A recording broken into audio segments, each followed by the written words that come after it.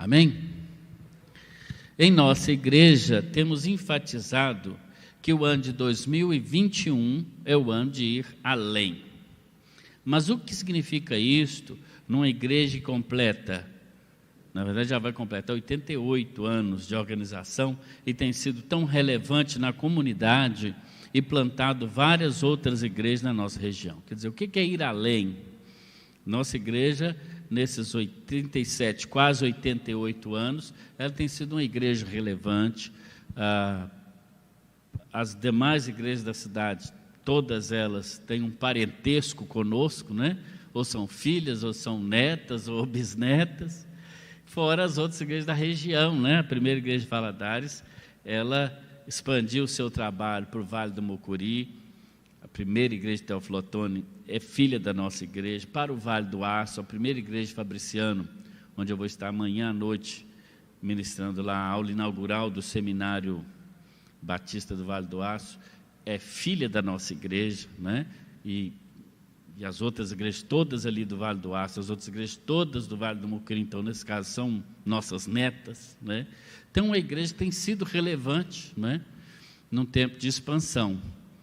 E quando a gente fala ir além, é ir além mesmo. Primeiro, é continuar cumprindo o ID de Jesus como igreja, isso nós não podemos perder de vista, mas é também fazer ainda mais. É claro que hoje nós já temos, só na cidade de Valadares, pelo que eu sei, com a nossa igreja, somos 24 igrejas batistas, só em Valadares. Então, a tarefa hoje não é só nossa mais, né? Muitas outras igrejas batistas de outras denominações chegaram para cá. A primeira igreja, ela é a segunda igreja evangélica da cidade. Vocês sabiam disso? A nossa igreja, ela é mais antiga do que a cidade. A cidade completou agora, se não me engano, 83 anos. Vocês viram na televisão? Nossa igreja já vai para 88. Porque aqui era uma vila, né, chamada Figueira. Se não me engano, Figueira do Rio Doce. Então, inclusive o nome da igreja, o primeiro nome foi esse, Igreja Batista em Figueira do Rio Doce. Depois mudou de nome com a mudança do nome da cidade.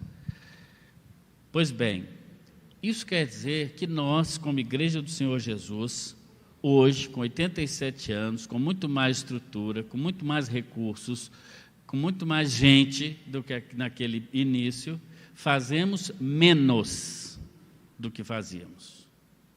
Então, é nesse sentido que nós precisamos ir além. Claro está que os tempos são outros, que os métodos de evangelismo são outros, mas a igreja precisa continuar relevante. Então, o que significa ir além? Significa, estou no segundo parágrafo, que para continuarmos sendo relevantes e cumpridores da missão a nós confiada pelo Senhor, precisamos ir além na forma de fazermos as coisas para alcançar as pessoas do século 21 sem negociar nossos princípios. Então a palavra-chave aí é forma, não é? A forma que fazíamos no passado talvez não funcione hoje. Os irmãos sabem que eu estou escrevendo, né? Estou sem tempo, mas estou escrevendo a história da igreja. E estive no mês de dezembro, se não me engano, foi quando eu estava, inclusive, terminando as lições da revista Bases Bíblicas. As 12 primeiras lições fui eu que escrevi. Então eu estava terminando lá em Belo Horizonte, na convenção e tal, e aproveitei e passei um dia inteiro na biblioteca do Colégio Batista Mineiro. O que eu estava fazendo lá? Eu fui pesquisar todos os jornais Batista Mineiro de 1933 até os nossos dias. E o meu foco de pesquisa ali, fiquei o dia inteiro, cheguei 8 da manhã, saí quase 7 da noite. Meu foco de pesquisa foi ver tudo que tem no jornal Batista Mineiro sobre a primeira igreja de Valadares. Então, já tenho esse material comigo, escaneei o jornal, no celular mesmo é possível fazer isso hoje, uma beleza. Mas o que acontece? Aí eu vi lá uma foto, que vai estar no livro, a foto da rural do pastor Hilton Carneiro. Não sei se alguém lembra dessa rural. Eu mandei para o pastor Ziel, ele viu e falou, eu lembro dessa rural, andei muito nela. É uma rural, ela está em algum lugar aqui de Valadares, que na foto não aparece que lugar era, mas parecia ser uma congregação, um trabalho novo assim, com um alto-falante em cima. Quem lembra da rural? Lembra, Luiz, não? Ah, irmão Josanês lembra da rural. Tinha um alto-falante em cima. E umas pessoas assim, com a Bíblia na mão, perto, tem uma foto bacana. No livro vai ter essa foto. Ou seja, naquela época, você tinha uma rural, um alto-falante, saía pela rua, geralmente no domingo à tarde, pregando o evangelho. Hoje, se você fizer isso, o povo chama a polícia para você, porque está tirando o sossego do povo. Só pode funk, essas coisas, evangelho não pode. Mas também não seria, talvez hoje, nossos dias, uma maneira realmente eficaz de evangelismo. Concorda comigo? Não estou dizendo que a gente não deve fazer isso. Eu acho que toda maneira de evangelismo ela é válida. Toda forma de evangelismo é válida. Distribuir folheto, tudo. Culto ao ar livre, a gente tinha que fazer. Imagina, montar um caminhão numa praça, botar esse grupo de louvor bom cantando. Fica bom. Só que hoje, talvez, a eficácia desses métodos não seja tão abrangentes como, por exemplo, a internet, onde você fala para várias pessoas, milhares de pessoas, né? O alcance é muito maior do que uma rural com um alto-falante em cima. Então, o evangelho mudou? Não. Mas a forma de comunicar o evangelho, ela muda. Então, precisa mudar também a nossa forma, né? O terceiro parágrafo. Significa que precisamos ir além de uma igreja de programas para uma igreja multiplicadora, baseada em pequenos grupos saudáveis que se multiplicam uma vez por ano. Nosso alvo é ganharmos vidas preciosas que estão se perdendo, discipulá-las, né? E capacitá-las, porque está referindo à vida, tinha que ser no feminino. E faremos isso testemunhando por meio de relacionamentos próximos e pelo evangelismo por amizade. Então, como nós vamos fazer? Já aparece aqui. Qual que é o principal meio que nós vamos usar para ganhar Valadares para Jesus? Não só Valadares, mas onde quer que exista uma alma sem Cristo. Está claro aqui, é por isso que eu estou dizendo, esse curso é a visão da igreja. Está claro aqui. Faremos isso através dos pequenos grupos multiplicadores, né? Testemunhando por meio de relacionamentos próximos e pelo evangelismo por amizade. O que é o relacionamento próximo? Alguém pode me falar? O que é, Marcos?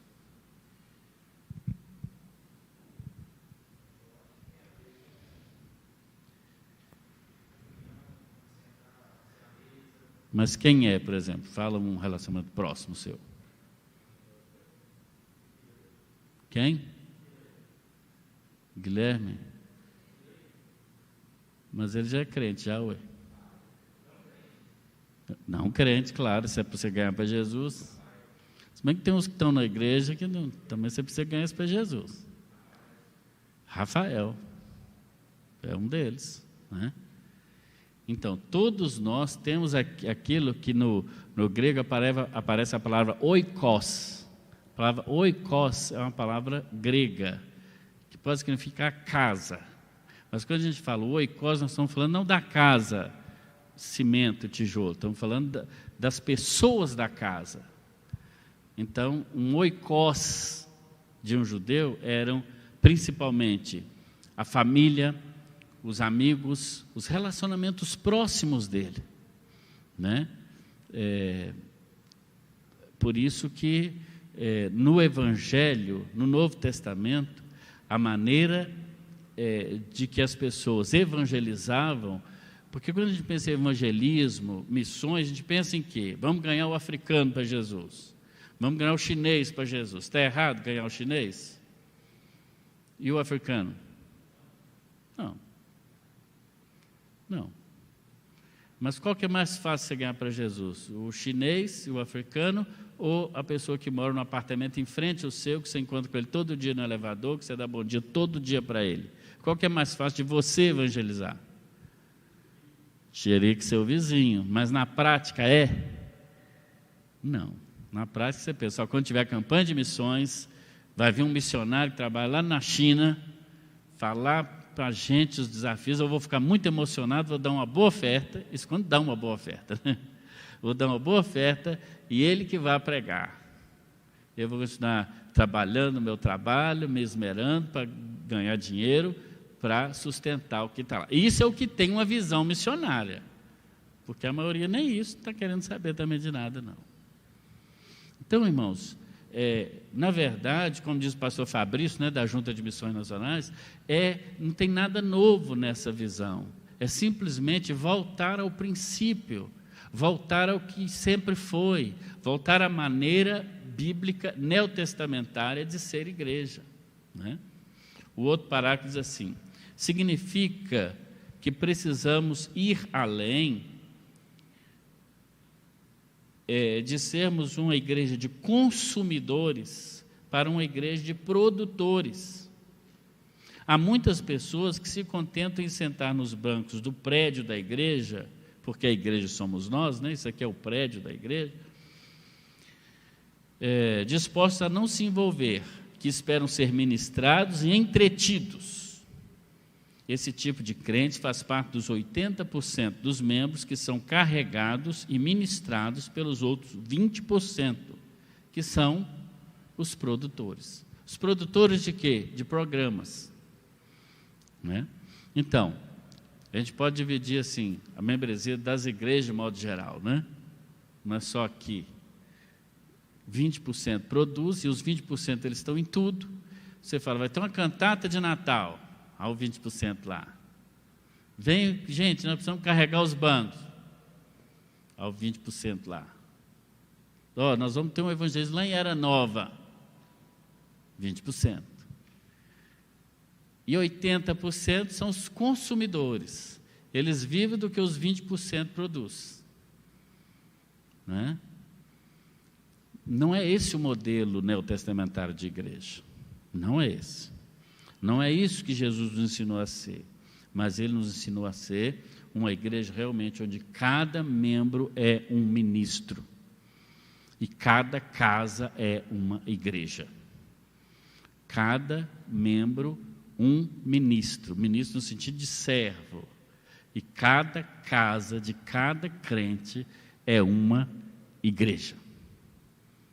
Vamos falar esse lema? Cada membro um ministro, cada casa uma igreja? Vamos falar bem alto?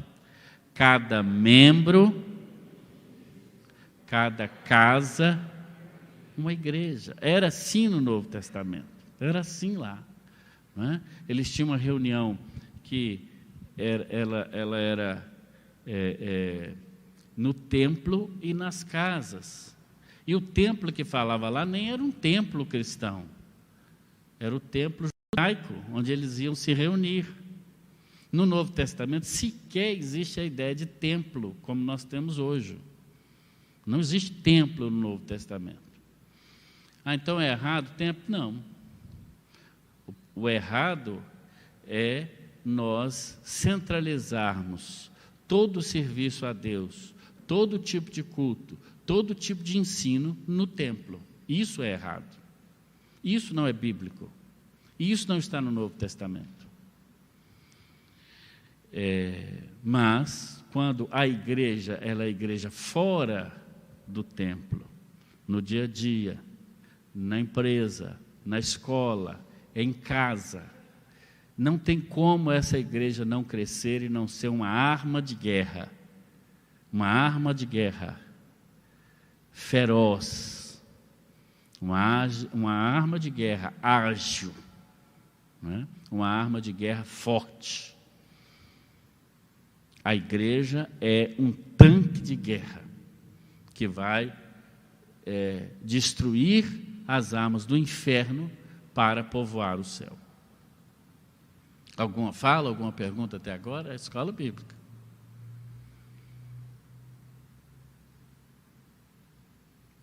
Quando ninguém fala, porque não entendeu nada, porque entendeu tudo. Bem, vamos para frente então. Outro parágrafo. Significa que precisamos ir além de ser uma igreja que serve no atacado, veja que são vários pontos nós estamos falando, para servir também no varejo. O que é servir no atacado? É isso que nós estamos fazendo aqui, por exemplo, eu estou servindo no atacado, não é isso? Estou jogando aqui, cada um de vocês talvez está entendendo de uma maneira que eu estou falando, não estou entendendo nada, outros estão pensando, o que eu estou fazendo aqui? Né? E cada um vai receber de um jeito, os irmãos estão em casa, isso é o atacado. A Bíblia fala desse tipo de ensino. Jesus mesmo tinha um ensino que a gente pode dizer que ele era público, mas ele era também privado. Jesus ensinava as multidões, às vezes ele precisava entrar num barco e arredar o barco assim para mar adentro, porque a multidão era tão grande que ia apertando ele em relação ao mar ou ao lago, que ele precisava entrar num barco para ensinar. Já leu isso na Bíblia?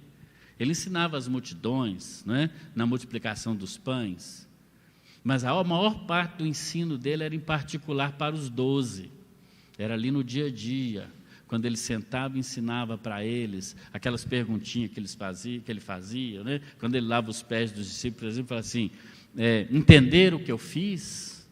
Ali era uma lição que ele estava dando, né? Ou os próprios milagres, né, que ele fazia. Então, ele tinha um ministério particular e um ministério público. Ele ministrava no atacado, mas também no varejo. Vocês sabiam que nas cartas do apóstolo Paulo aparece mais de 40 vezes a expressão uns aos outros? Mais de 40 vezes. Quem pode dizer para mim aí de cabeça uma das expressões uns aos outros? Amai-vos uns aos outros, por exemplo. Está lá. O que é isso na prática? Eu amo todo mundo, que beleza. Gente, eu amo vocês. Coraçãozinho para vocês, eu amo vocês. E vou embora. Isso é amar de verdade? Agora, amar uns aos outros, talvez eu estar do lado do outro e perguntar para ele, onde você vai almoçar hoje? Você tem almoço hoje para você almoçar? Levar a carga um dos outros. Outro, tem vários. Servir uns aos outros. Suportar. Tem isso na Bíblia, irmão? Suportar uns aos outros? Tem, Marcelo? Só na sua Bíblia? Na Bíblia não tem. Tem, claro que tem, né? Claro que tem. Suportar. Tem gente que você tem que suportar. Embora a ideia ali não é suportar no sentido de aturar, é no sentido de botar nas costas, né, irmã Célia? E carregar. Suportar é isso, botar aquele peso morto nas costas, porque tem gente que é peso morto. E carregar aquilo, não é? No pequeno grupo, então, né? Você põe aquilo nas costas e vamos carregar esse sujeito. Vamos andar a segunda, a terceira, a milésima milha. Agora, tudo isso, amar uns aos outros, suportar uns aos outros, servir uns aos outros, levar cargas uns dos outros, como isso pode ser feito no grupo grande, no grupão? Não pode ser feito. Não pode, não tem como fazer. Esse serviço, ele é feito no varejo.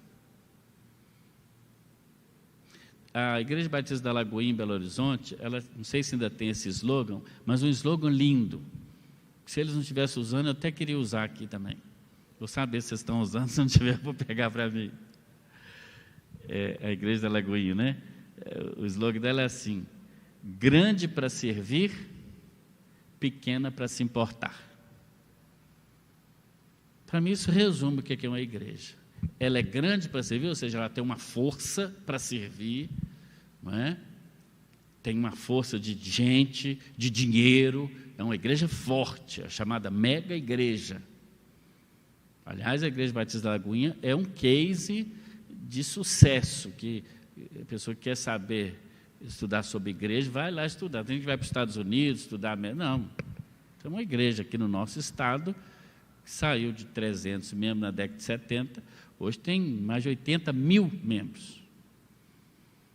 Um case de sucesso. Grande para servir, ou seja, uma igreja que tem condições. Uma igreja, quando pensa em comprar um negócio desse aqui, não é igual a gente que fica orando, jejuando, pensando. Compra. Por quê? É grande. Assumir uma posição onde ela tem condições de fazer certas coisas que é necessário. Mas ela não perdeu, pelo menos no slogan, né? Não sei se a prática é assim, até acho que é, mas a condição de servir uns aos outros no pequeno grupo. Então, ela é pequena para se importar. E como ela é pequena para se importar? Através dos pequenos grupos, que lá, por exemplo, é chamado de células. São essas reuniões semanais que acontecem, onde nenhum aniversário passa sem ser comemorado, onde ninguém fica sem cuidado, onde se um adoece, pelo menos aquele grupo ali de 10 pessoas, 17 pessoas, visitam, né? Não depende dos profissionais da fé para estar ali visitando, não é? Lá em Itatiaia mesmo, uma igreja que já nasceu em célula, mas quantas vezes, quando eu chegava para visitar alguém doente, já tinha ido uns 10 antes de mim. Não é? Isso é bênção, não há nenhum demérito nisso. Isso é ser igreja. Sabe quem pastoreia a igreja, irmãos? Sabe quem cuida da igreja? Quem arrisca?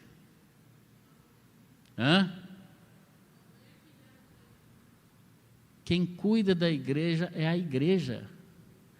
Quem pastoreia a igreja é a igreja. Sabe o que o pastor é, numa igreja saudável? Um treinador. Ele equipa os crentes para que eles façam a obra do ministério. É isso que está em Efésios, capítulo 4, 11 e 12. Aliás, dá para abrir aí?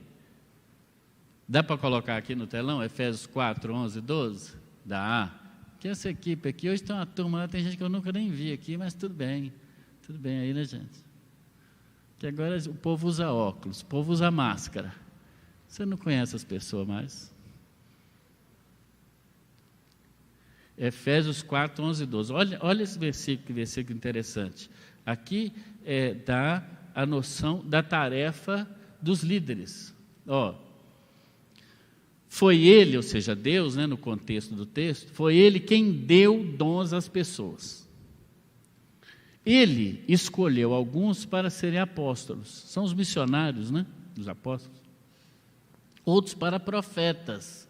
São os pregadores, né? Se bem que no Novo Testamento os profetas eles tinham também uma tarefa profética mesmo, né? Mas também todo pregador é um tipo de profeta.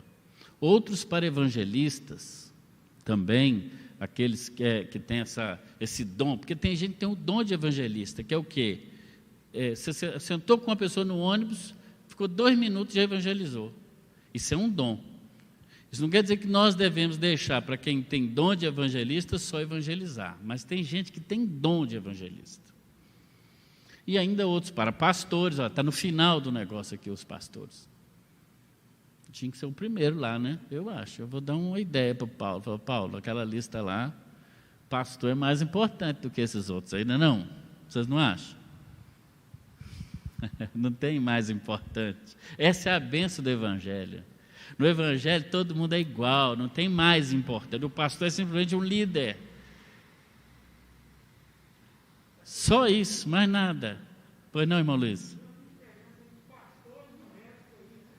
É diferença. Na verdade, todos têm diferença, cada um é um dom diferente. Que ensina, o mestre é o que ensina. E ai de nós nas nossas igrejas, se não tivesse os que têm dom de ensino para ensinar uma escola bíblica. Não é isso, irmãos? Agora, Paulo, por exemplo, fala com Timóteo que ele tinha que ser apto para o ensino. Então, requer-se que o pastor seja também um mestre. Mas nem todo mestre precisa ser pastor, né? Então, Deus deu esse povo todo aí, está vendo? Apóstolo, apóstolo, profeta, evangelista, pastores, mestres. Mestres são os professores, né? Para que ele deu esse povo?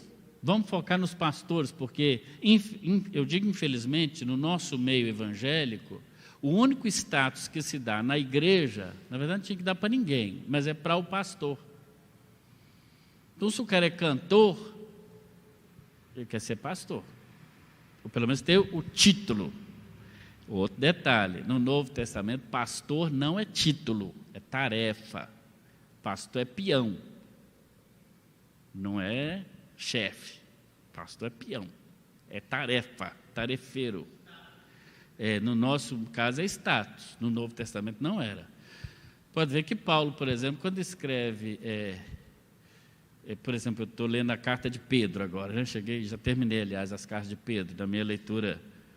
Estou atrasado só um pouquinho na minha leitura de um ano. Comecei ano passado, não terminei até agora. Mas é porque eu também não leio. Vou ler. Não, eu leio escrevendo, então eu vou mais devagar. Mas eu li Pedro, né? E fiquei pensando uma coisa. Pedro, quando se refere a Paulo, na segunda carta, se não me engano, ele fala assim, olha, ele diz assim, o irmão Paulo escreveu algumas coisas difíceis que alguns torcem, né? Falando sobre Paulo, falando que Paulo era muito inteligente, escreveu muita coisa bacana, mas ele chama Paulo de irmão Paulo. Ele não chama nem de apóstolo, nem de profeta, nem de nada. Ele fala irmão. O Novo Testamento, as pessoas chamavam uns aos outros de irmão. Pastor, nem entrei na lição ainda não, irmão, só estou na apresentação. O pastor, como é que chama? Pastor da Igreja da Redenção em BH, sumiu da minha cabeça. Mas ele, na igreja dele, ninguém chama ele de pastor. E quando alguém fala assim, pastor, ele diz, não, me chama pelo nome, pelo meu nome. E ele fala assim, você quer que eu te chame de ovelha? Então eu vou te chamar de ovelha.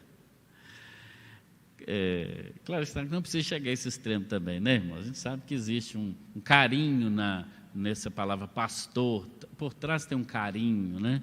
Eu fico muito feliz quando, às vezes, eu chego para visitar alguém, chega um parente, um irmão, ou me encontra na rua, né? E aí, por exemplo, aqui, o Ronaldo, sempre encontro com ele aqui fora, esses negócios de pedista e tal, os pedistas, e eu acho bonito quando a pessoa fala, isso aqui é o meu pastor. Eu fico todo cheio, eu fico parecendo menino, sou eu. É claro que tem por trás disso uma palavra de carinho, então não é o título. Eu penso que no nosso meio isso não pode ser usado no sentido de título, mas no sentido de carinho, né? Talvez até de respeito. Bem, esse povo todo foi dado para quê? Para fazer a obra do ministério? Vamos ver, põe o versículo 12 para mim, por favor. Ele, ou seja, Deus fez isso para preparar quem? Quem? O povo de Deus para quê? Então, quem faz o serviço cristão da igreja? São os pastores, mestres, apóstolos, quem? Segundo esse versículo. O povo. É o povo. Está ali escrito. A fim de construir o corpo de Cristo, que é a igreja. Na outra tradução, fala assim, para a obra do ministério. Eu gosto dessa tradução que fala a obra do ministério, porque aparece a palavra ministério, às vezes eu vejo em igreja tal, ministério do fulano de tal. Não, o ministério não é do pastor, o ministério é da igreja. O pastor é um treinador, é o Sampaoli. Às vezes o pastor escala errado também, se escala errado. Então é assim, mas ele é um treinador, né?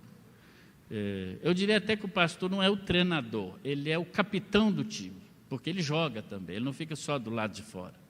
O pastor também, como pessoa, como gente, espera-se que ele ganhe almas para Jesus. Mas é ele, que ele também tem parente, ele também tem amigo, ele também tem o grupo de relacionamento dele, entende? Mas você falou uma palavra bonita aqui, fala aí de novo. Ovelha gera ovelha, e é isso mesmo.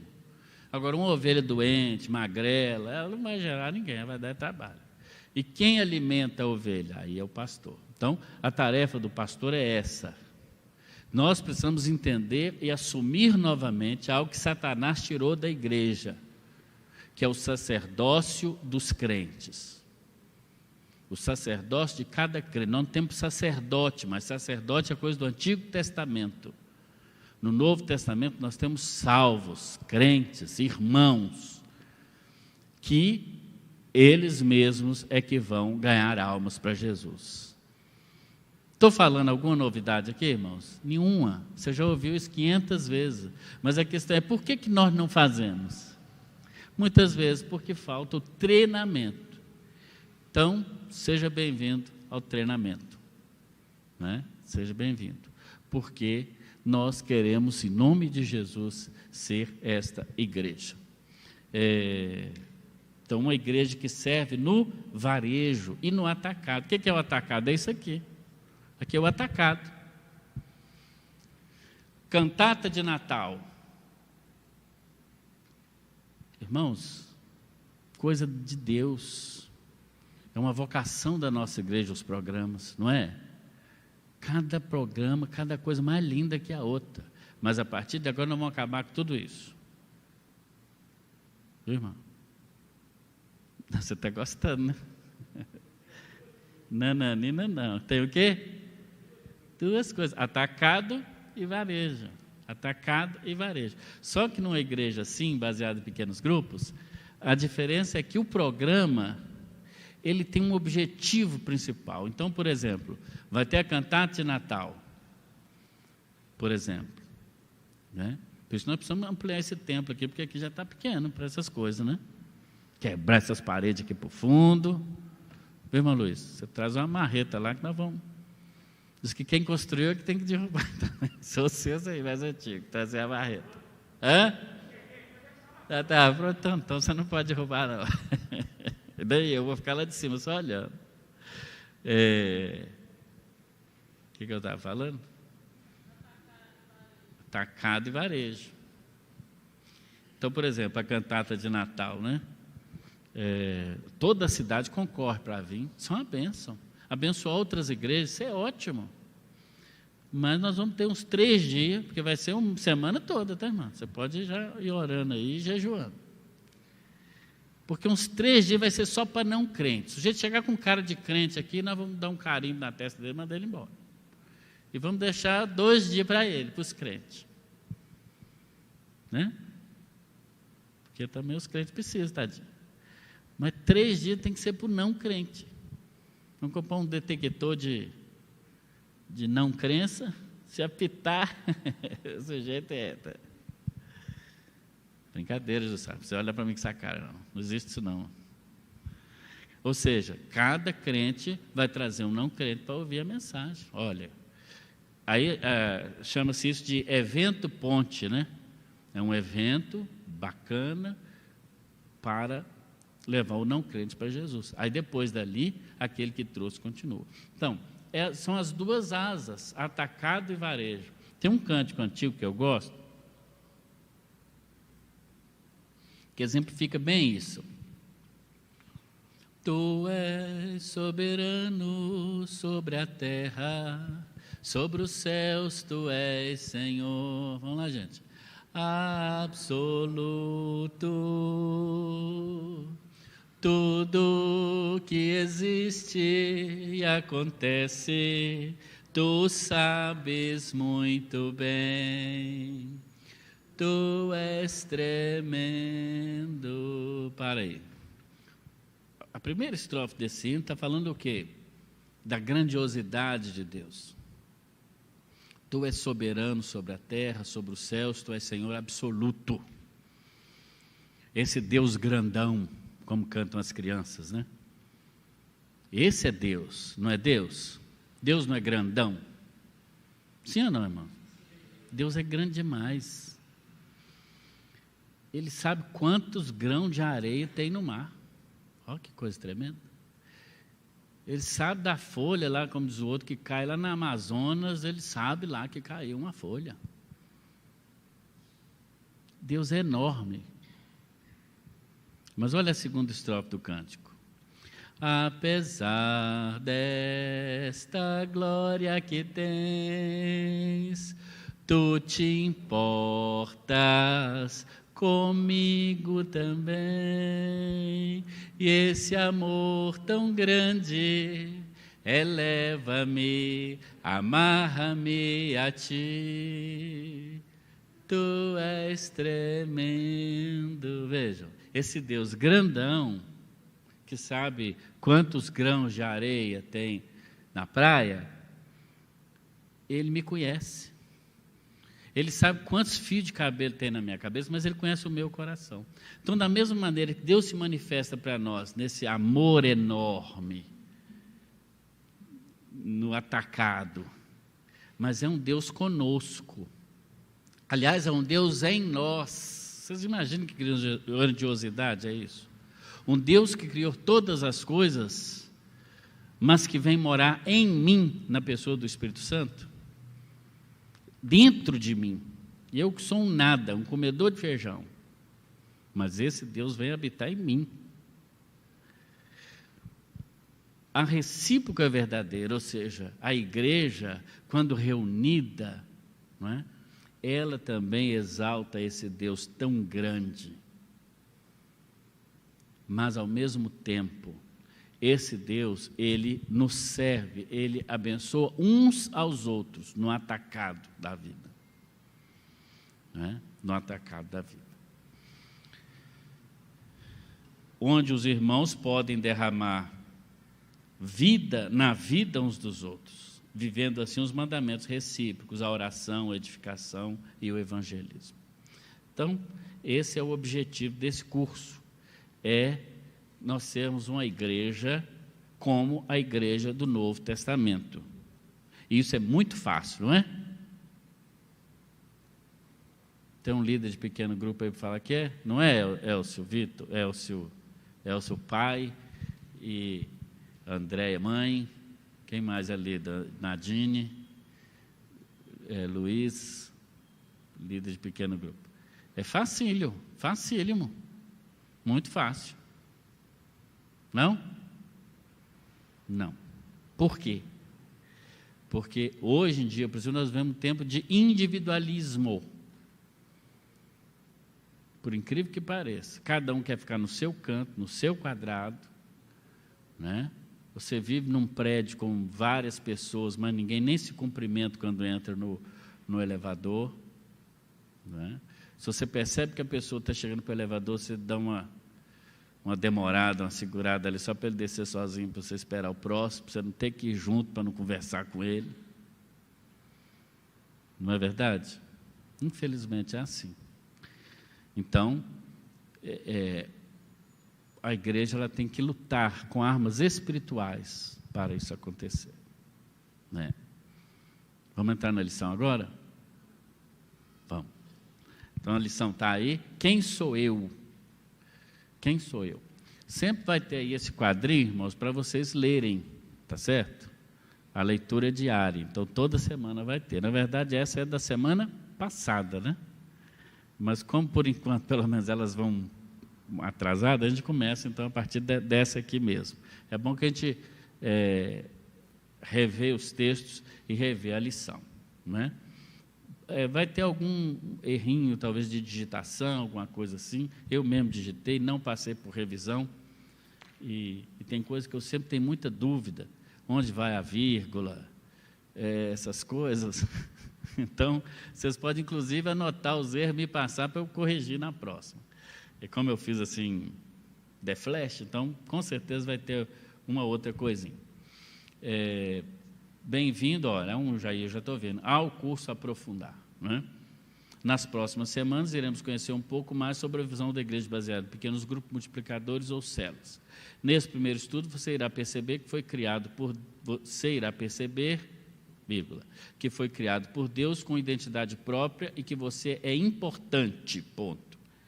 Mas desde que o ser humano habitava no Jardim do Éden, o inimigo o atacou exatamente nesses 3 pontos, que são exatamente criado por Deus, tem uma identidade própria e você é importante. Essa queda tornou-se grande parte da criação de Deus em um caos, mais especificamente o próprio homem separado do seu Criador, com C maiúsculo, pelo pecado. Então, a primeira coisa que a gente precisa ter ideia é a seguinte: nessa conjunção toda, né, quem sou eu? Quem é o ser humano? Não é? Aliás, essa é a grande pergunta de todos os tempos, né? Quem sou eu? Tem a ver com a nossa identidade. Hoje em dia se fala-se muito, agora apareceu as coisas aqui, tão bonito, né? Eu vou até contratar a Nadine, que ela é boa demais nessas coisas, para você ver. Quem sou eu? Né? Isso aqui é a cara de uma pessoa, né? Tirou um pedaço da digital? Ó, você é inteligente, hein? Estou tão perto aqui que eu nem estou enxergando direito. Ai, mesmo. E tem um correndo ali com a cara do outro, né? Bem, se eu perguntasse a você agora, né? Quem é você? Quem é você? Deixa eu perguntar aqui. Quem é você? Pode responder. Se vira nos 30. Filho da Laodiceia. Tudo bem. Achei que você era filho de Deus, mas tudo bem. Então nós vamos fazer o plano de salvação para você. Filho da Laodiceia. Veja, não sei se ele pensou, racionalizou para responder, mas, de alguma maneira, né, aí o Freud vai explicar, os psicólogos podem te ajudar, essa sua resposta ela tem a ver com a sua identidade, com aquilo que você é, ou pelo menos você julga que é. Normalmente a gente responde o nome, né? Sou fulano de tal. Você já viu quando alguém dá uma entrevista na televisão, o que aparece lá? O nome e embaixo do nome. Geralmente a profissão, né? Geralmente a profissão. Então a profissão, também vejo na nossa cultura, é algo que nos dá identidade, né? Quem é você? Sou o Luiz. Aí ele poderia dizer, sou advogado. Não é isso? Por quê? Ele se constitui a identidade como o nome que alguém deu para ele. E é interessante o nome, né? Você já viu pessoa que tem nome assim, criativo? Tem gente que tem nome criativo, né? Meu sogro mesmo tem um nome criativíssimo. Eupídio. Olha que nome bonito. Eupídio. E ele gosta tanto do nome que ele pôs no filho. Eupídio. Não é? Mas é interessante que o nome, por mais criativo que ele seja, a gente gosta tanto dele, a gente passa a gostar dele. Eu, por exemplo, queria pôr no João Paulo, meu filho, o nome Guilherme, porque minha avó era Guilhermina e eu queria homenageá-la. Eu comentei com um primo meu, que a esposa dele estava grávida também, o desgramado não pôs o nome do filho dele primeiro, porque nasceu primeiro. Mas eu, bobo, podia ter colocado a mesma coisa, não tinha nada a ver. Guilherme II, ué. Guilherme, eles são primos. Aí resolvemos botar João Paulo, mas eu não estava muito querendo aquele nome. João Paulo. Mas hoje eu olho para ele, olho para a cara dele e falo, ele tem cara de João, eu não tenho cara de Guilherme. Ele é parrudo, forte, uma cara redonda. Guilherme seria muito... Mas João não, João já dá aquela... Como é que o povo fala hoje? Aquela imponência, aquela poderia, como é que fala? O empoderamento, né? João. Ele tem cara de João. Ou seja, a gente assume ao longo da nossa vida algumas características. Mas quem nós somos de fato pela palavra de Deus? Né? Nós somos seres criados à imagem e semelhança de Deus. Essa é a nossa verdadeira identidade. Por quê? Essa outra identidade ela pode ir mudando com o tempo. Hoje eu era office boy, por exemplo, meu primeiro emprego. depois me tornei auxiliar administrativo. Aí eu olhava minha carteira e falava, eu sou auxiliar administrativo. O que é auxiliar administrativo? Office boy, limpa a mesa. Mas o nome é bonito. Até que eu me formei, tive uma profissão e tal, mas isso pode ir mudando. Agora, a minha formação espiritual dada por Deus, isso não muda. Somos, segundo o Gênesis, né, imagem e semelhança do nosso Deus. E o que nos faz ser imagem e semelhança de Deus? É o nosso corpo físico? Não. É que nós somos seres espirituais. Nosso espírito é imortal. Não é? Viverá para sempre, eternamente. Ponto. Então, nós, na verdade, somos espírito. Nós somos isso. Né? Então, nós precisamos ter isso em mente. Né? Somos também formados e somos marcados pela nossa inteligência. Pela nossa inteligência. Né? Não somos apenas alguém que vive pelos instintos, mas a racionalidade humana, ela nos distingue das demais criações de Deus. Né? Também somos marcados pela necessidade de relacionamento, ninguém é uma ilha, né? Nós nos constituímos a partir do outro. Olha para você ter uma ideia, o próprio nome não é a gente que escolhe.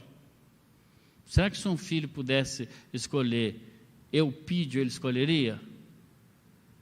Talvez sim, talvez não, né? Ou como lá em BH tem um amigo que chama Osirmar. Talvez está até nos assistindo. Botou o nome do filho dele de quê?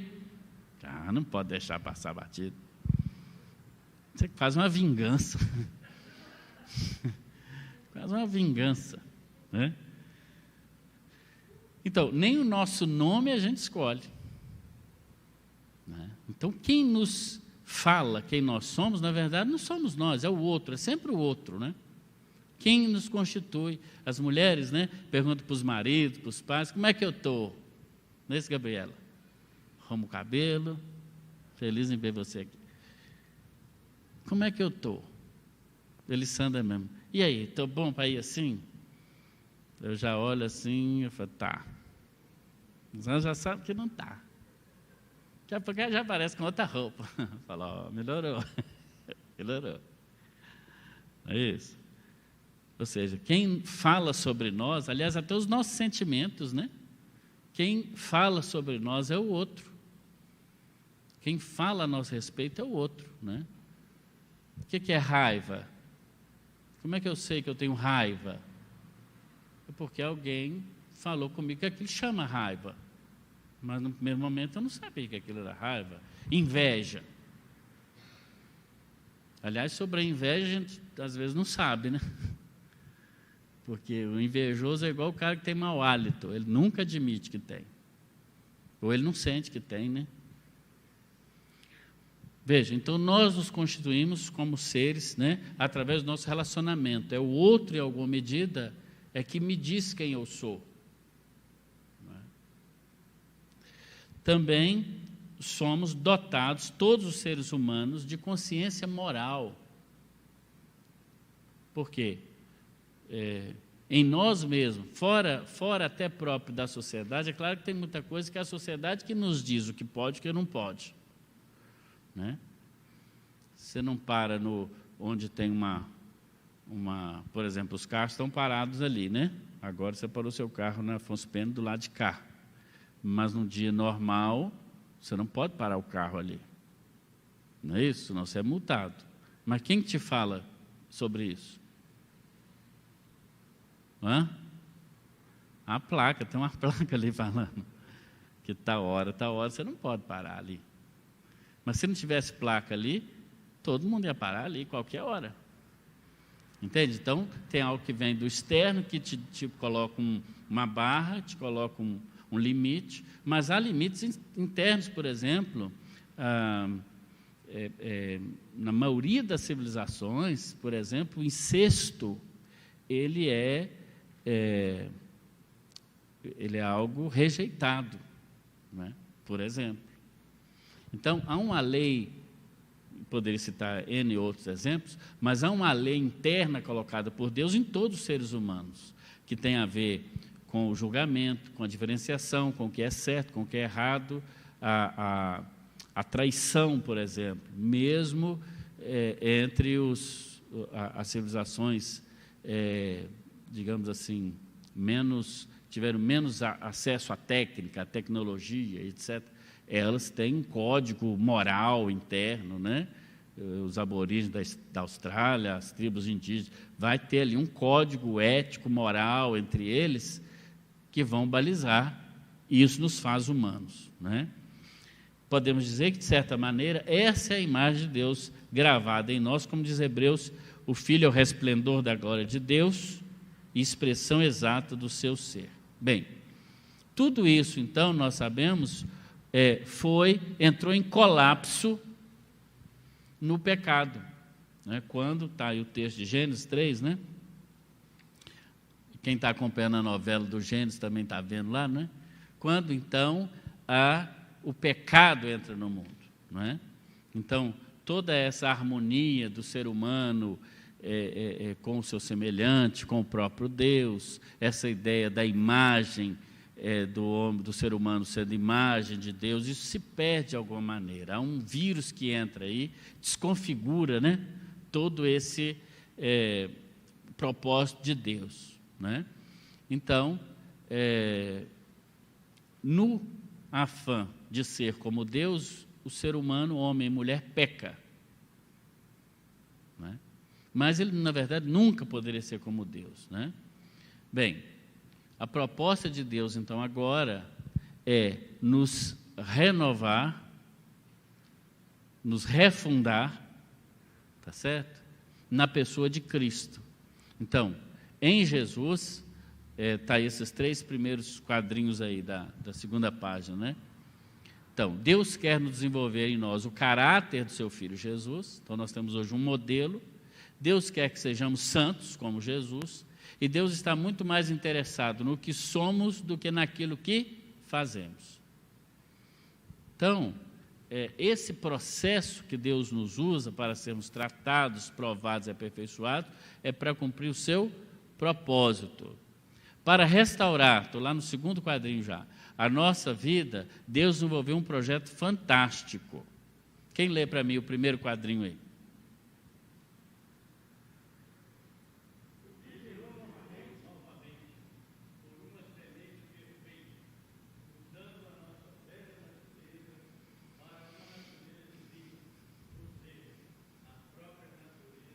Exatamente. Então, nesse processo de Deus nos trazer de volta ao plano original dele, em Cristo, ele nos gera novamente por uma semente perfeita, mudando a velha natureza numa natureza divina, a própria natureza de Deus. Olha que maravilha. Já pensou sobre isso? Então, quando a gente fala de evangelismo, nós não estamos falando, não é simplesmente agregar pessoas à igreja para dizer, a minha igreja tem 1.000 membros, 2.000, não é isso.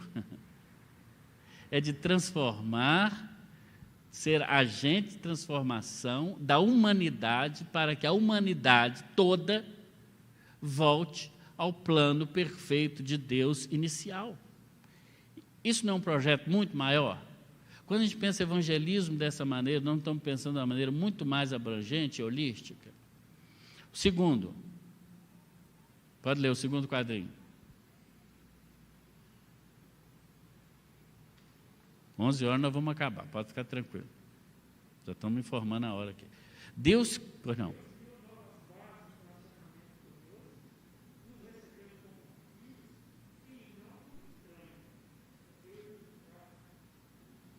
Então, nós somos filhos. E como diz o apóstolo Paulo, como filhos somos também herdeiros. Veja o novo status. Adão não era chamado de filho. Nós somos chamados de filhos. Olha que coisa tremenda. Então, nesse caso, a regeneração em Cristo, ela nos traz até num outro patamar de relacionamento com Deus. Não é?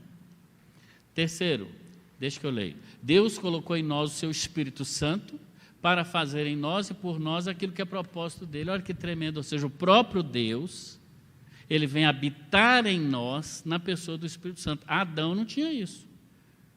A Bíblia diz que o Espírito Santo ele passeava pelo jardim, mas não diz que ele habitava em Adão. Nós somos morada do Espírito Santo, habitação do Espírito Santo. Vejam que nessa restauração do propósito eterno de Deus para a nossa vida, nós estamos também em um novo status, diferente até, além até, do que aquele status da criação. Isso é maravilhoso, não é, irmão? Eu acho isso tremendo. Então, quando eu penso em evangelismo, penso no meu vizinho, penso no meu parente, penso na minha mãe, no meu pai, no meu filho, no meu irmão, que não conhece a Jesus ainda, nesse propósito, a ideia de evangelismo não se torna ainda muito maior. Não é só de agregar, de aumentar, de trazer pessoa para a igreja. Não, não é isso. Não pode ser isso.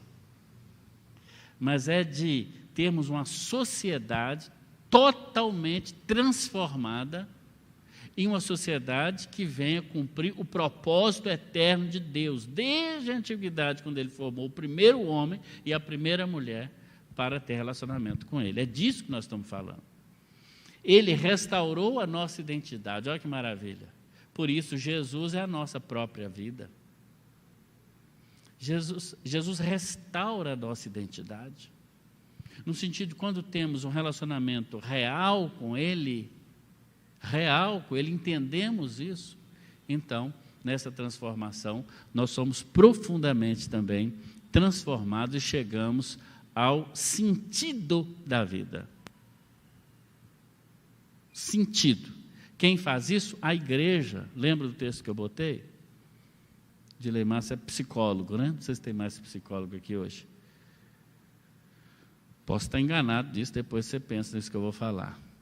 Mas eu penso que se a igreja cumprisse o papel dela, o papel terapêutico da igreja, o papel de escuta da igreja, porque a Bíblia diz lá em Tiago 5,16, confessai os pecados uns aos outros, para ser curados. Curados. A igreja é uma comunidade de cura terapêutica. Aí é onde eu digo, se a igreja cumprisse o papel terapêutico dela, os consultórios de psicólogos estariam menos cheios. Há questões que é para o profissional, não estou dizendo que a igreja faz tudo, não é isso, mas eu acho que muitas coisas, ou pelo menos o mundo estaria menos doente. Porque a igreja tem uma tarefa de escuta, não é? A igreja tem uma tarefa de cura, mas não escuta para fofocar para frente, não é isso. Né? Não escuta para pedir oração pelo irmão depois, já viu gente que ele escuta para depois contar para todo mundo? Não, é uma escuta curadora, é uma escuta que depois que você escuta, você fala assim, deixa eu orar por você. É uma escuta quando você escuta que o outro está em pecado, olha rapaz, eu estou em pecado. Eu trabalho lá na minha empresa e eu estou tirando dinheiro lá do caixa lá. É você botar a mão no ombro e falar assim, você tem que se arrepender. Você vai se arrepender agora, em nome de Jesus. E vai parar com isso. E vai pedir conta desse emprego, se você não consegue ficar lá.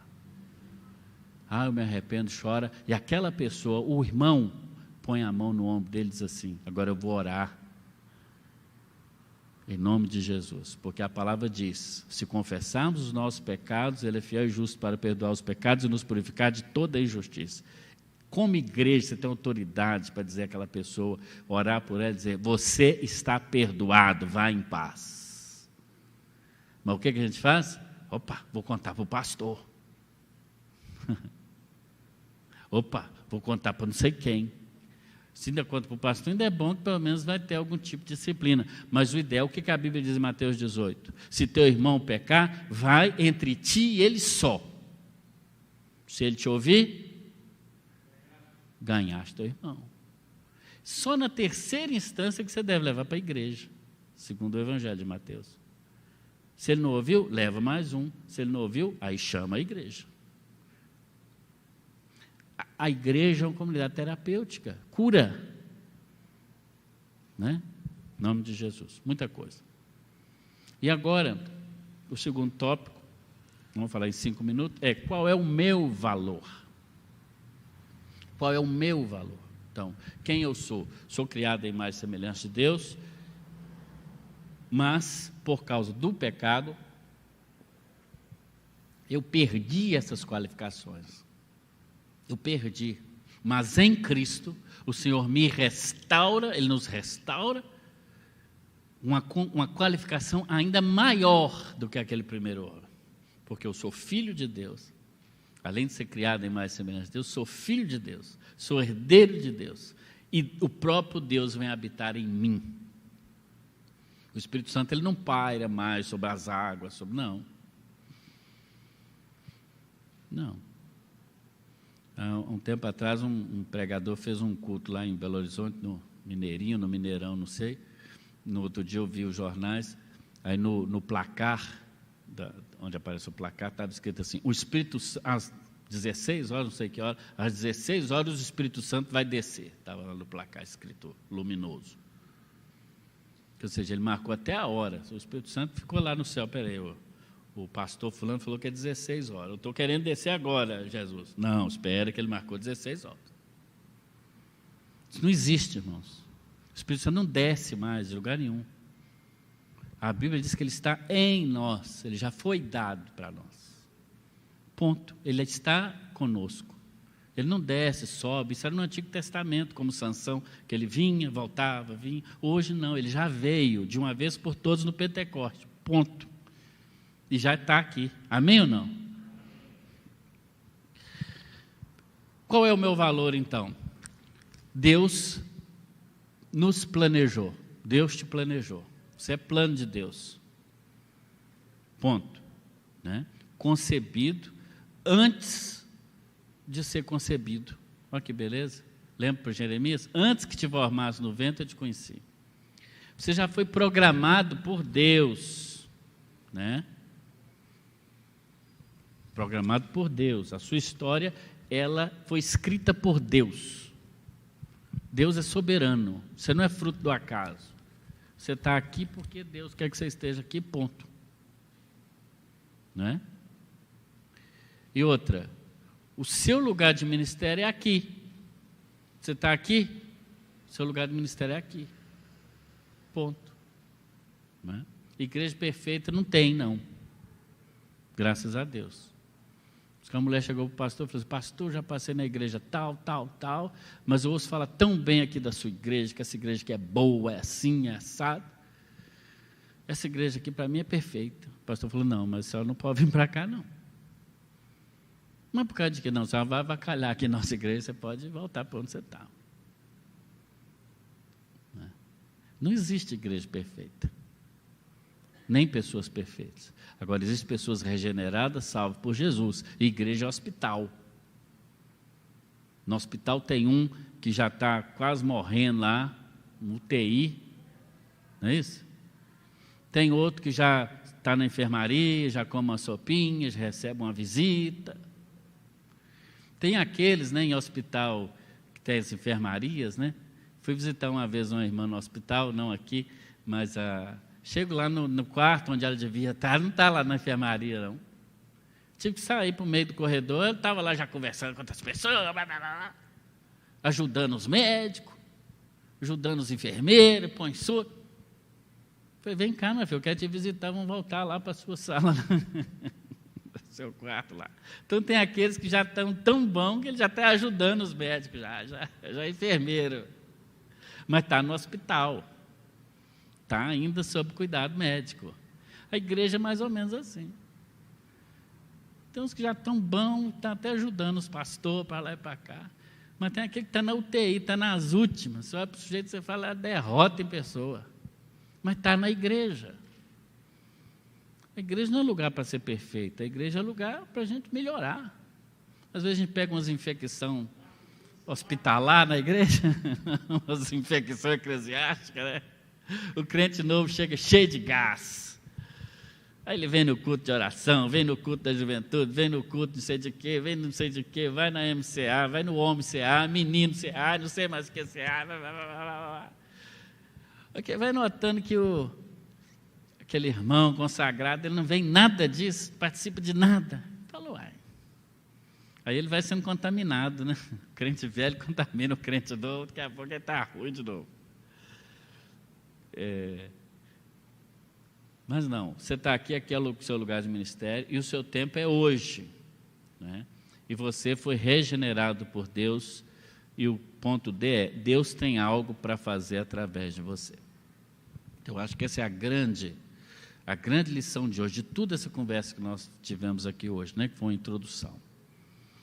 Quero dizer a você o seguinte, em nome de Jesus, esse ponto D aí, Deus tem algo para fazer através de você. Saiba quem é você no mundo. Saiba quem é você. O que Jesus fez por você. E o que o Espírito Santo quer fazer através de você. Né? Então é nessa jornada que nós queremos te capacitar para que você de fato seja bênção.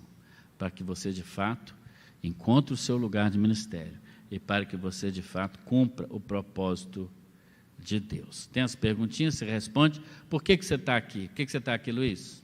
Porque não tinha outra coisa para fazer? Difícil. Está aqui porque Deus te criou. Você é amado por Deus. Nada é à toa na nossa vida. E o Senhor te ama. O que fala Atos 17, 26? Para fazer o quê? Crescer naquele lugar, produzir, isso aí. Quem te planejou, te programou? Deus, né? Como você foi regenerado? Por Jesus. Jesus não é uma ideia, um cara muito bacana, não.